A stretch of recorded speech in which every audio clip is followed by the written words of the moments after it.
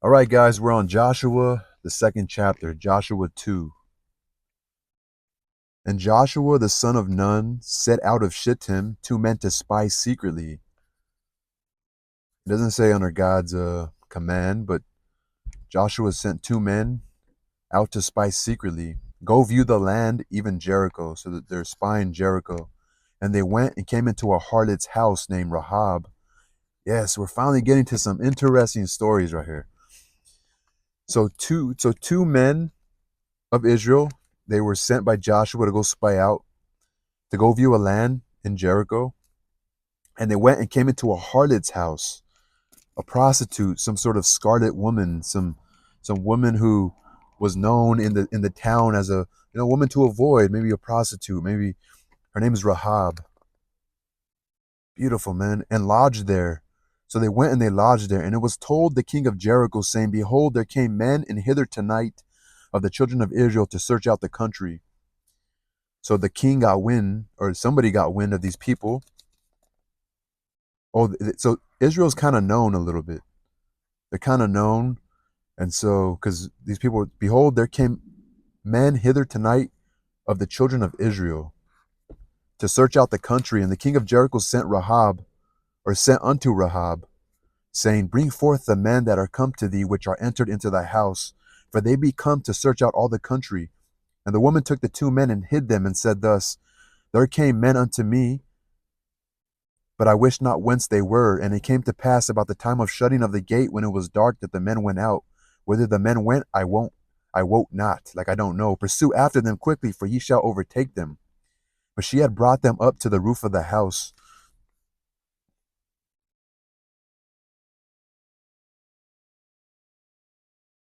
and hid them with these stalks of flax, which she had laid in order upon the roof. And the men pursued after them the way to Jordan unto the fords. And as soon as they which pursued after them were gone out, they shut the gate. And before they were laid down, she came up unto them upon the roof, and she said unto the men, I know that the Lord hath given you the land, and that your terror is fallen upon us,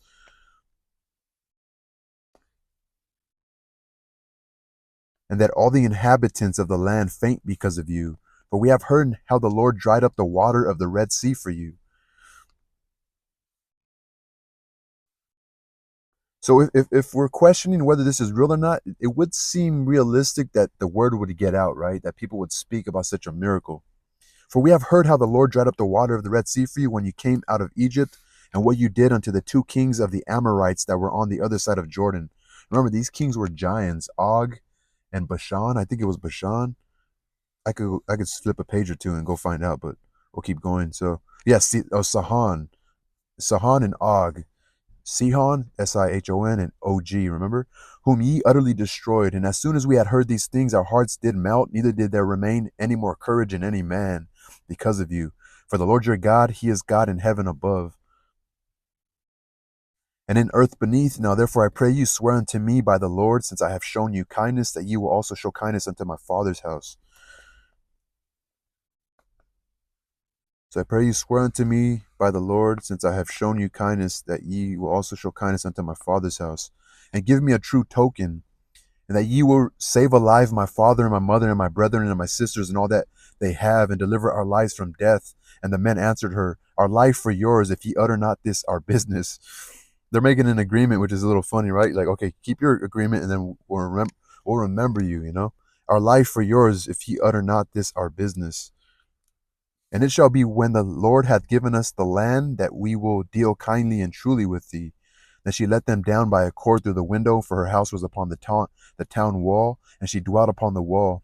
And she said unto them, Get you to the mountain, lest the pursuers meet you, and hide yourselves there 3 days, until the pursuers be returned, and afterward may ye go your way. And the men said unto her, We will be blameless of this thy oath which thou hast made us swear. Behold, when we come into the land, thou shalt bind this line of scarlet thread. Oh, that's the idea, right? The scarlet woman, the scarlet thread.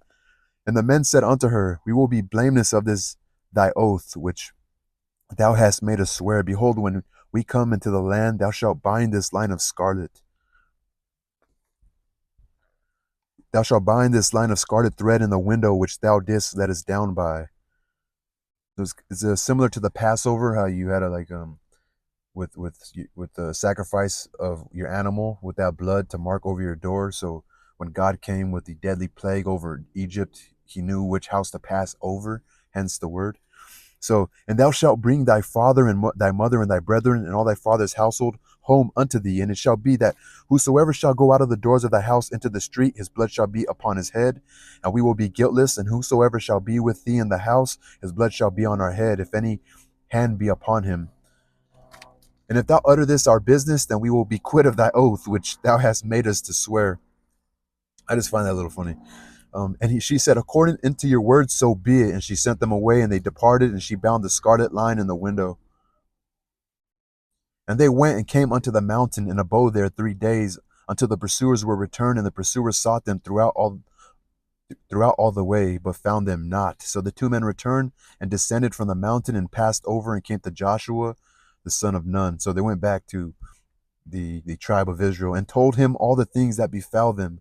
And they said unto Joshua, truly the Lord hath delivered into our hands all the land, for even all the inhabitants of the country do faint because of us. Oh, that's interesting. So they've prospered so much. Israel, right at this point, Israel has prospered so much that the people have even heard of it. The people are aware that they're on their way, in a sense, that word has gotten out. It's very, very interesting. Word has gotten out that they're coming for land, And remember, the people of a place, depending upon how they're governed, a lot of people disagree with their government, right? So, and she seemed to be one of them, right?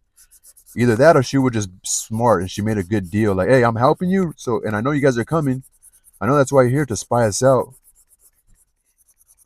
So the king of Jericho, does he have a name?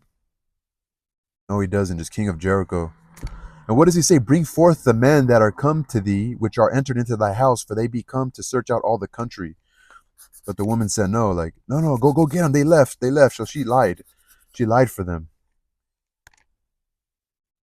She hid them and said thus, there came men unto me, but I wist not whence they were. And it came to pass about the time of shutting of the gate. She told them, no, they left. They did come to me, but they left before the gate closed of the town, right? But she brought them up to the roof of her house, and she kept them hidden there until those pursuers came back, and she realized they weren't really looking for them anymore. And so the Lord your God, he is God in heaven above. I pray you, swear unto me by the Lord, since I have shown you kindness, that we show kindness unto my father's house, our life for yours, if ye utter not this our business.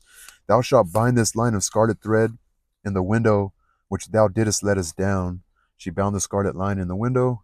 They told Joshua the son of Nun, truly the Lord hath delivered into our hands all the land, for even all the inhabitants of the country do faint because of us. So Joshua, 2nd Joshua or Joshua 2, the story of Rahab, the scarlet woman, or the harlot woman. The story of Joshua 2, Rahab.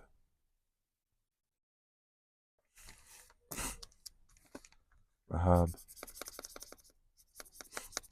the scarlet woman. It's like if it's like a prostitute saved them, a prostitute. She lied for them. She made a deal with them, She was smart.